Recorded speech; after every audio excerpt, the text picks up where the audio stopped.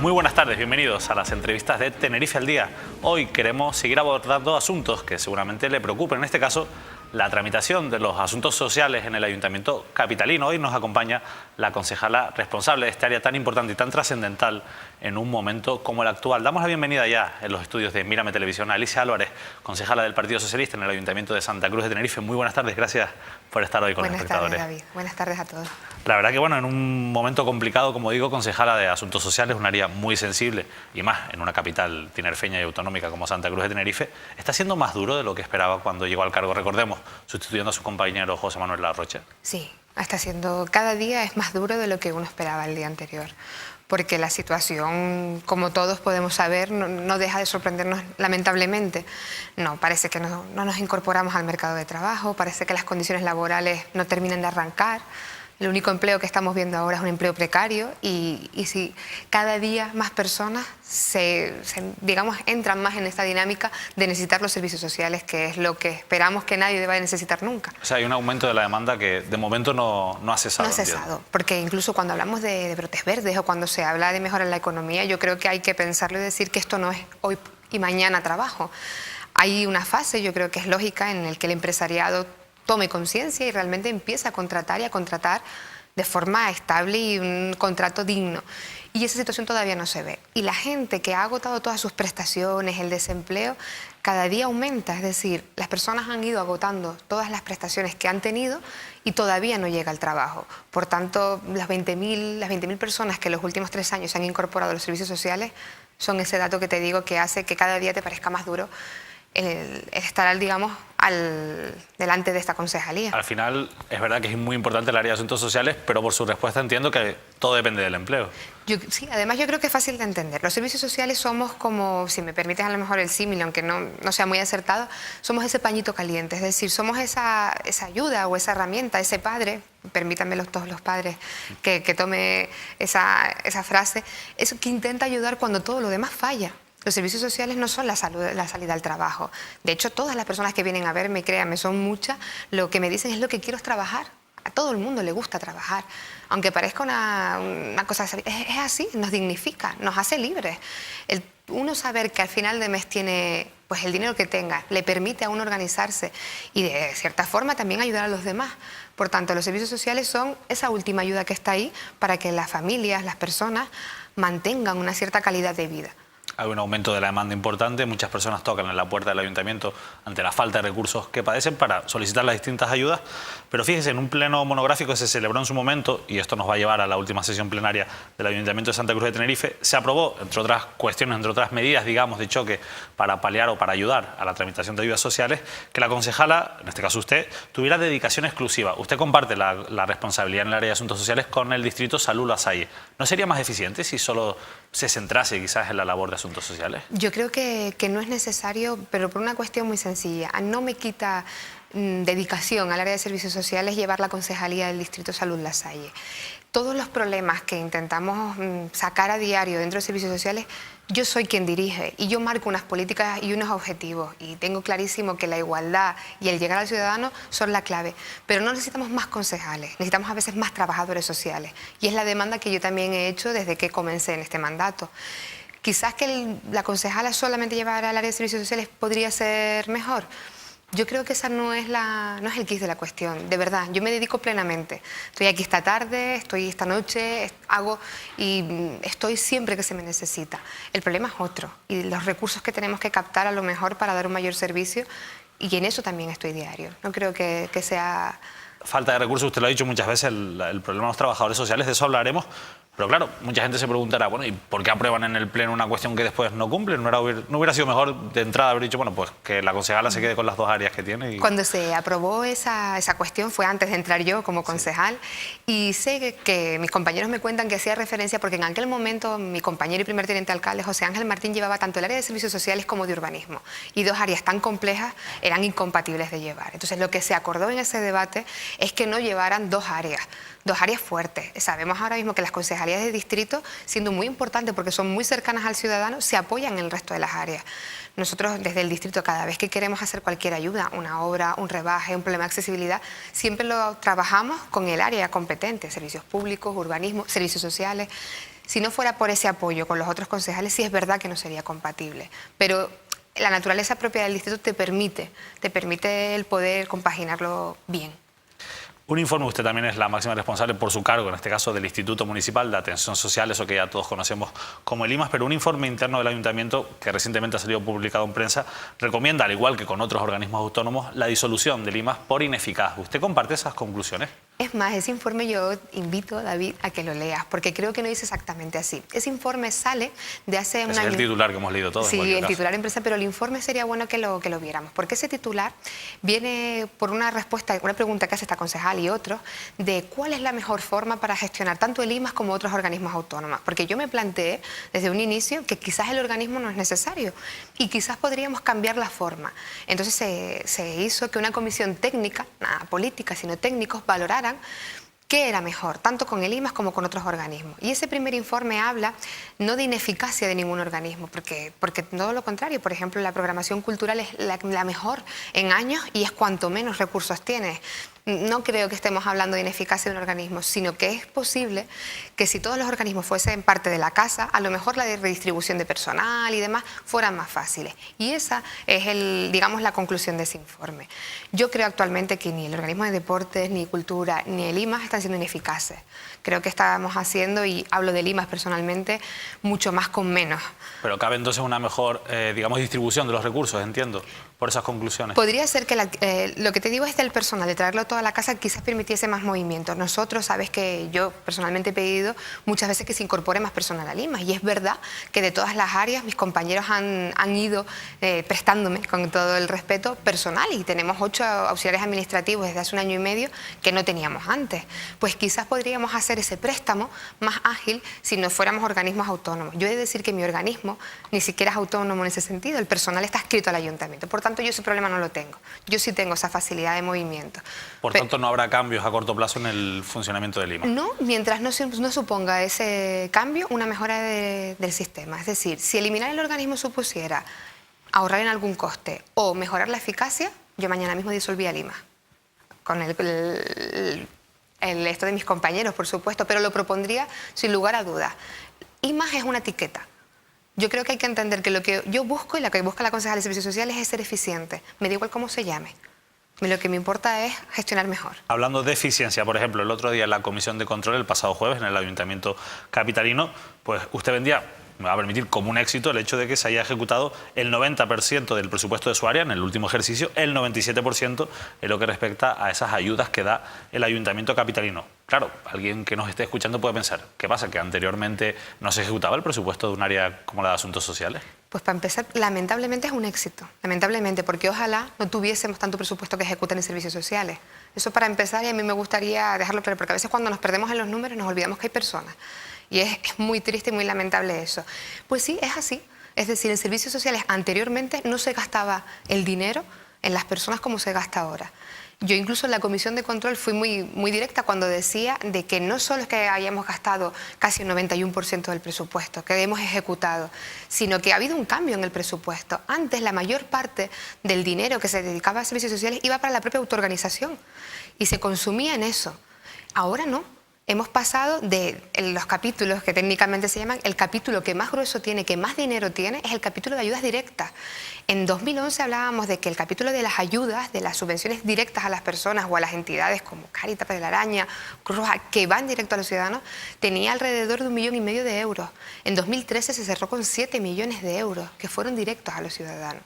Entonces, para mí sí es un éxito hablar de que, tristemente, pero es así, ejecutamos y ejecutamos mejor. Las ayudas llegan más a las personas. Evidentemente, tampoco toleraría lo contrario. Dada la situación en la que estamos, una ejecución peor sería un fracaso. Yo sé que no es responsabilidad suya, pero ¿cómo se puede explicar que durante años no se ejecutara todo el presupuesto de Asuntos Sociales? ¿Dónde estaba, digamos, el fallo político en Hay esos una momentos? cuestión también cada vez... ¿Que se ha corregido para que eso cambie? Sí, ¿no? fácil. Hay dos cuestiones. Primero, para también quitar un poquito de para suavizar, pero no en el mal sentido, sino porque creo que es bueno que las personas que nos escuchan entiendan perfectamente. Cuando uno hace unos presupuestos y los diseña para el año, los dota siempre en máximos para que te dé para todo el año. Por ejemplo, un contrato que sabes que no va a iniciarse en enero, pero sí que presupuestas que el contrato te va a durar todo el año, porque tienes que tener imprevisto y tienes que tener ese colchón. Lo que no te puedes quedar es sin presupuesto para ayudar a tus vecinos. Entonces siempre tienes un poquito más. Eso no es mucho, pero siempre hay un margen de maniobra. ¿Qué ha pasado en años anteriores que no se ejecutaba? Y el año pasado también estaba yo y dejé sin ejecutar parte de ese dinero. Pues que la gestión que se ha llevado no ha sido la más eficiente. Como te decía, al principio hay 20.000 personas nuevas en los servicios sociales, pero en cambio el personal que tenemos es poco más que el que teníamos antes. Por tanto, gestionar muchísimo más dinero con el mismo personal es difícil, aún así lo hacemos. Pero esto responde a tu pregunta. Teniendo el mismo personal hace 4 años, ¿cómo sobraba tanto dinero? Pues ahí está la variable. Te acabo de explicar los 3 puntos. Si una de las 3 falla, en ese caso era la gestión, la dirección política que se estaba dando. Quizás no era la más eficiente. Entendemos, por tanto, que era un problema político, vamos. Yo creo que sí, porque yo he llegado a un ayuntamiento y a un área de atención social donde los profesionales son para quitarse el sombrero. Y son los mismos, entiendo que y había son los en el mismos. pasado, claro. Y yo reconozco y además aprovecho y me enorgullezco de poder decirlo, de que los trabajadores que están adscritos al área de atención social se están dejando la piel.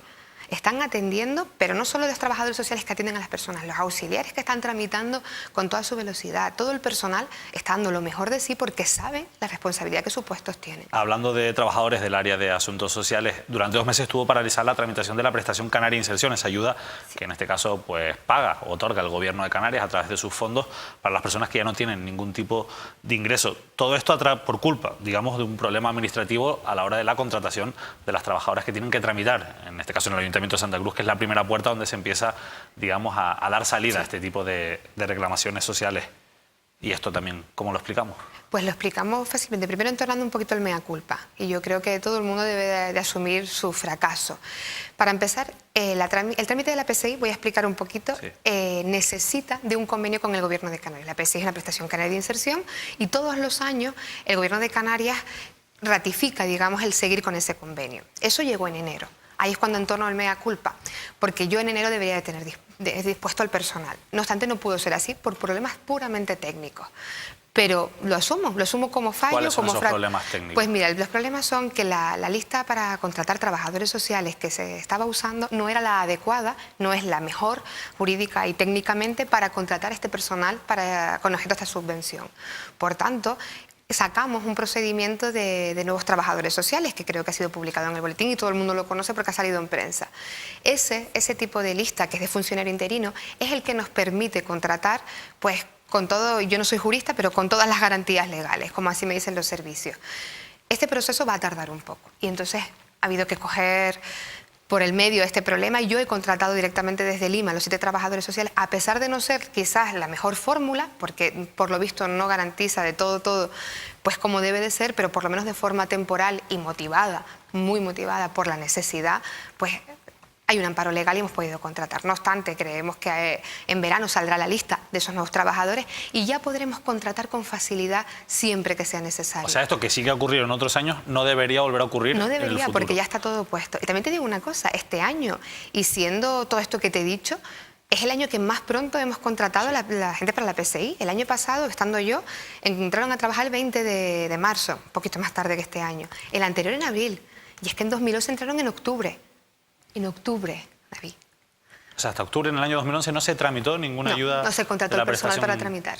De la PSI. Y este año ha habido revuelo. Yo soy la primera que me critico, te lo digo aquí, me entono el mea culpa, pero aún así es el mejor año en el Ayuntamiento de Santa Cruz. El mejor año en el sentido de que es cuanto antes hemos contratado. Se hacen muchas comparaciones con el Ayuntamiento de La Laguna, donde se utiliza la figura de la interinidad, en este caso para estos trabajadores. ¿Esto no se hubiera podido aplicar en el Ayuntamiento de Santa Cruz? Bueno, pues no se ha aplicado. Por eso ahora lo estamos aplicando. Por eso ahora hemos conseguido que salga esa contratación y que se contraten de forma segura a este personal interino indefinido o interino no sé cuál es el nombre, pero interino, que es el que permite, digamos, que se te pueda nombrar, concargar la subvención y cuando no haya subvención que se pueda cesar, sin incurrir en ningún tema laboral ni ningún problema. Y cuando habla un trabajador de estos 7 que usted ha contratado, que por cierto son, si no me equivoco, en torno a la mitad de los que tenía a lo largo del año. Además hay que explicar, porque el año pasado eran 16, con la misma aportación económica, bueno, una pequeña reducción que ha habido por parte del Gobierno de Canarias, pero estaban contratados como personal laboral, su convenio es diferente, es decir, sus salarios son diferentes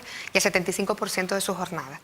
Hay una reducción del Gobierno de Canarias, o sea, el Gobierno de Canarias ha destinado menos dinero para... Hay una pequeña reducción de 20.000 euros en la aportación al gobierno, al ayuntamiento para contratación de PSI. Es curioso porque el Gobierno de Canarias dice que ha aumentado en 5 millones el dinero para la PSI, pero si recorta de los trabajadores que tienen que tramitarla, hombre, vuelve a quedar coja, digamos. Bueno, ha sido un pequeño ¿no? recortito, pero sí que es verdad que ha aumentado la parte que va directamente a la ayuda de los ciudadanos, que es el ingreso, la nómina de PSI.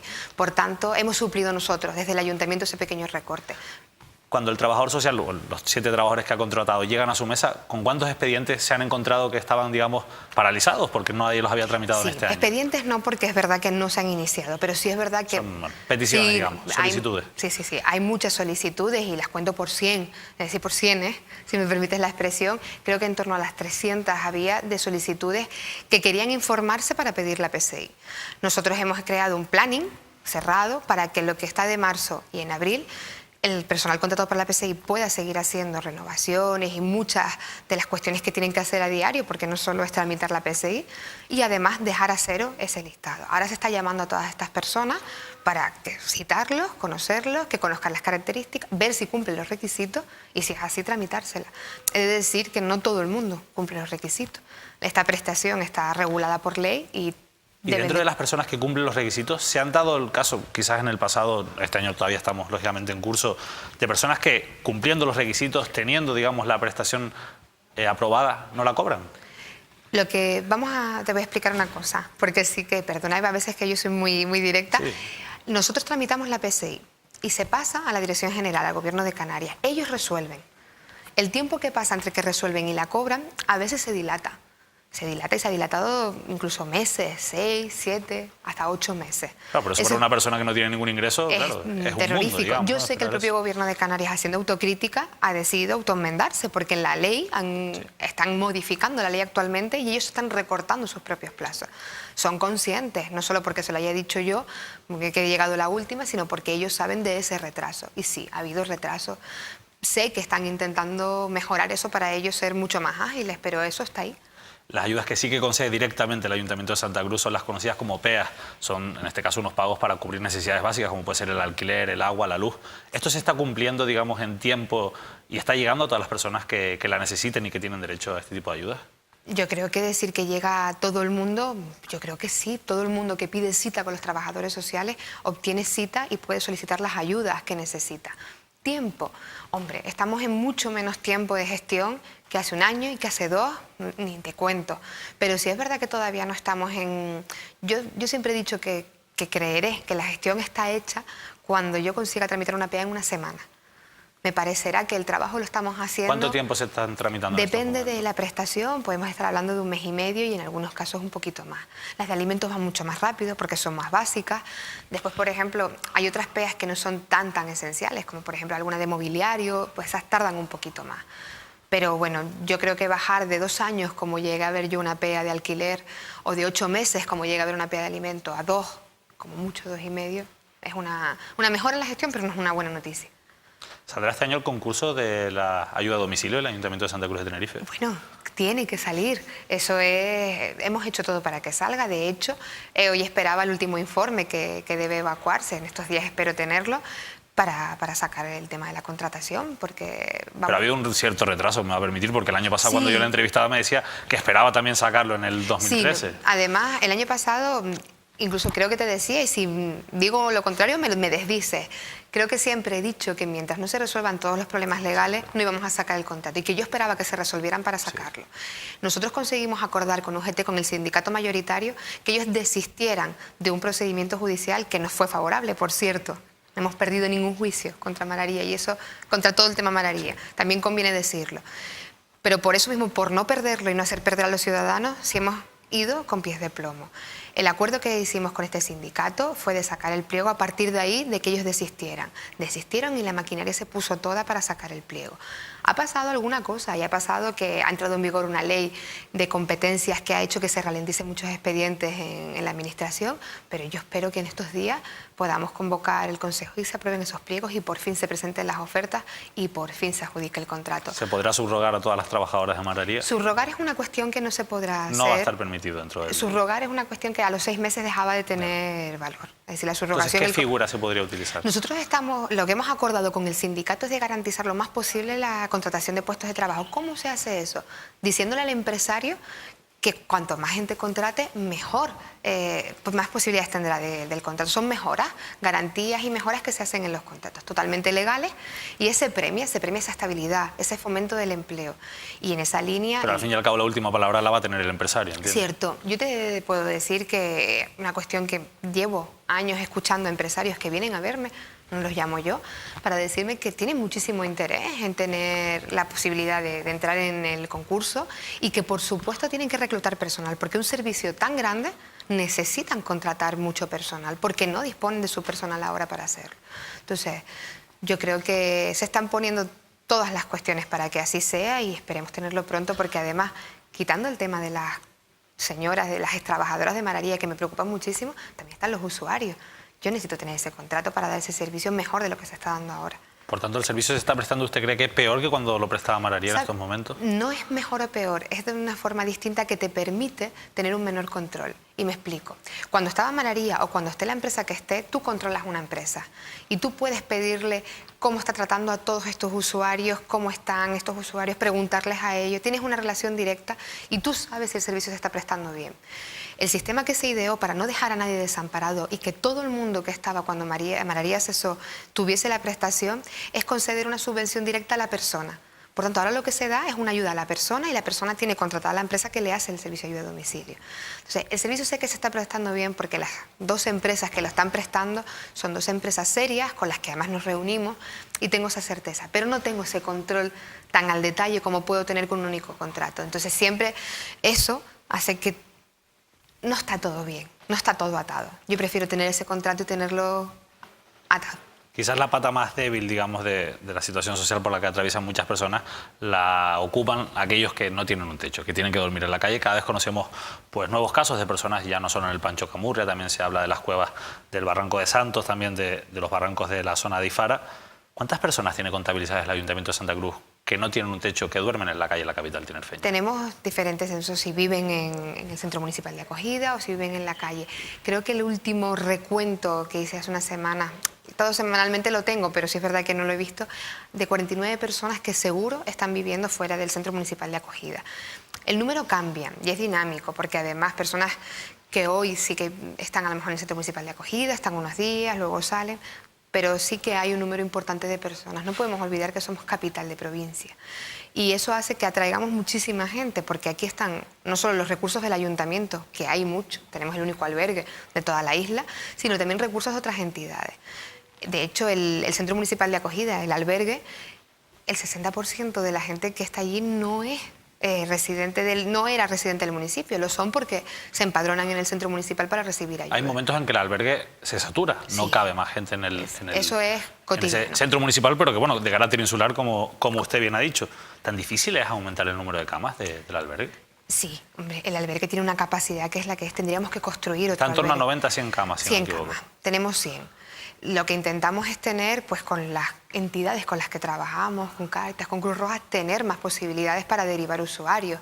También las conversaciones han ido encaminadas con el Cabildo a que nos ayuden a crear más plazas, dentro o fuera de Santa Cruz. Pero es que mi pregunta es intencionada porque la gente, yo creo que no puede asimilar cómo es posible que no se pueda ampliar. Si se gasta dinero en muchísimas cosas, tan caro no puede ser ampliar un albergue y colocar a lo mejor otra, o doblar el número de camas que Hombre, para doblar, tendrías que doblar la construcción. Es decir, físicamente, tú por seguridad no puedes... Yo no voy a asignar a las personas. Pero es que hubo una obra hace poco del albergue. Sí, la obra de rehabilitación que permitió la parte nueva del comedor y toda esta zona de la consigna, las duchas, todo eso no se tenía. Antes estaba en el otro lado.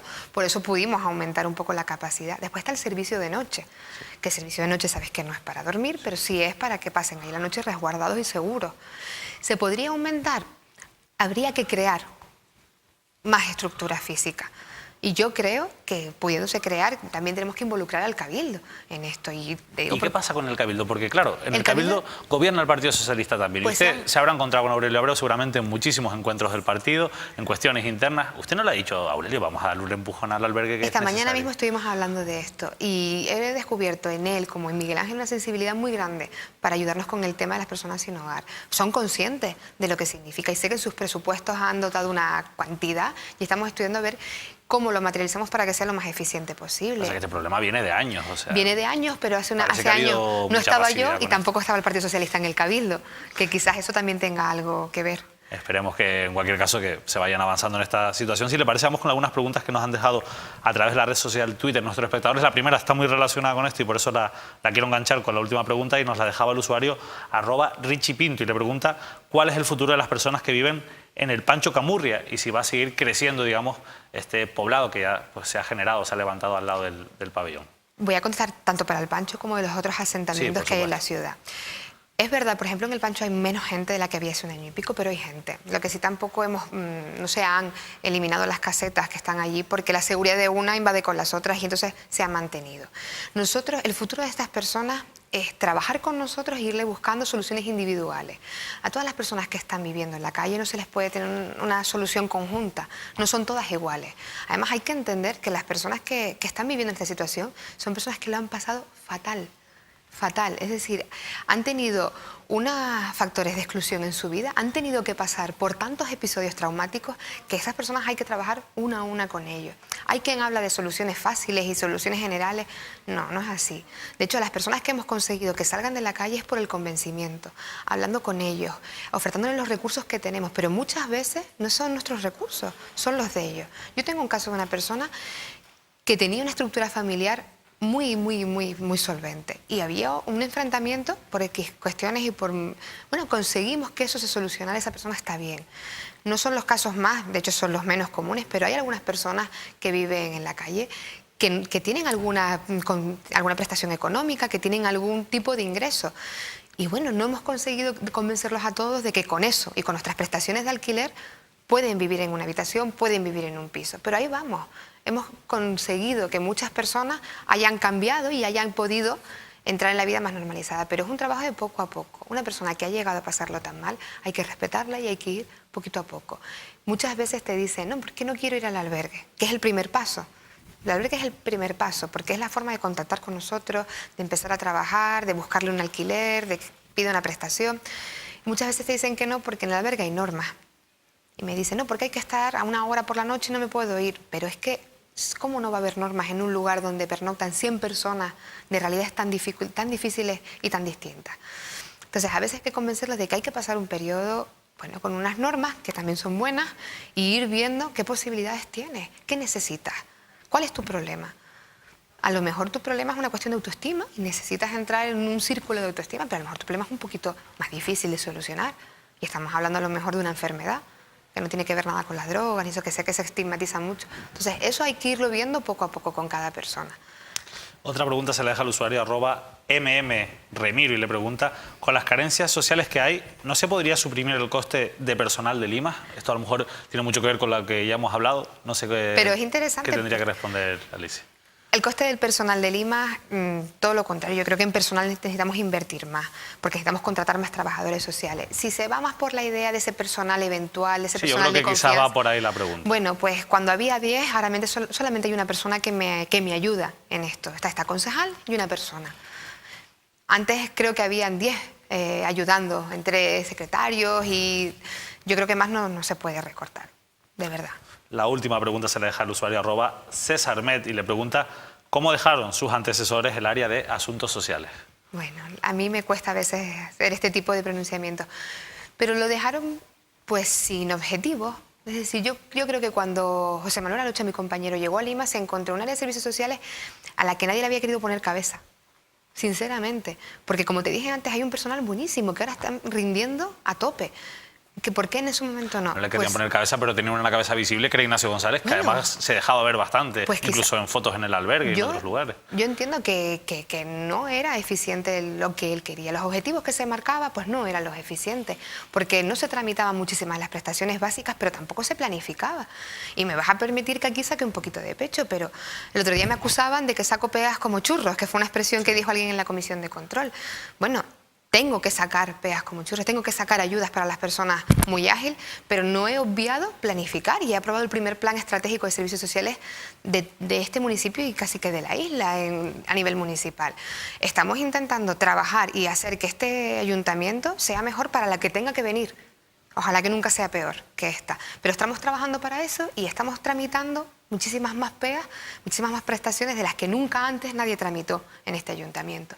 Entonces, ¿cómo me lo encontré? Pues me lo encontré muy mal. Y José Manuel Ochoa se lo encontró peor. Y él ya hizo una gran labor para cuando llegue yo. Alicia Álvarez, con esta expresión tenemos que poner nuestra reflexión, punto final a esta entrevista. Muchas gracias por haber estado hoy en Mírame Televisión, por haber tratado asuntos que seguro que preocupan, pero al fin y al cabo, que me gustaría finalizar con un consejo a todas esas personas que nos estén viendo, que tengan problemas económicos, problemas sociales y que les cueste todavía dirigirse al Ayuntamiento de Santa Cruz de Tenerife a buscar ayuda. ¿Qué le diría? Le diría que lo siento si no podemos llegar más. Les pido que llamen y que cojan cita, que todo el mundo acaba siendo atendido, que sé que a lo mejor estamos tardando un poquito en dar la cita, pero todo el mundo va a ser atendido y va a ser bien atendido. Ese es otro problema, el de las UTS, quizás el funcionamiento, ¿no? Claro, porque somos los trabajadores que tenemos y aunque están, como te digo, haciendo el 300% de su labor, somos los que somos. Y a diario se sacan pegas como churros y se saca mucha gestión, pero bueno, hay que seguir mejorando. La gente que llame al número gratuito, que pida cita previa, que va a ser atendido y yo le garantizo que va a ser bien atendido. Alicia Álvarez, con esa, ahora sí, reflexión ponemos punto final de verdad. Muchas gracias por haber estado hoy en Mírame Televisión. Por nuestra parte nada más, les dejo ya la compañía de la programación habitual de esta casa. Nosotros, como siempre, regresamos mañana, será a partir de las 8:30 de la tarde. Ahora les dejo en la compañía del programa La Tertulia, dirigido, como siempre, por el director de esta casa, por Manuel Artiles. Que pasen una feliz noche.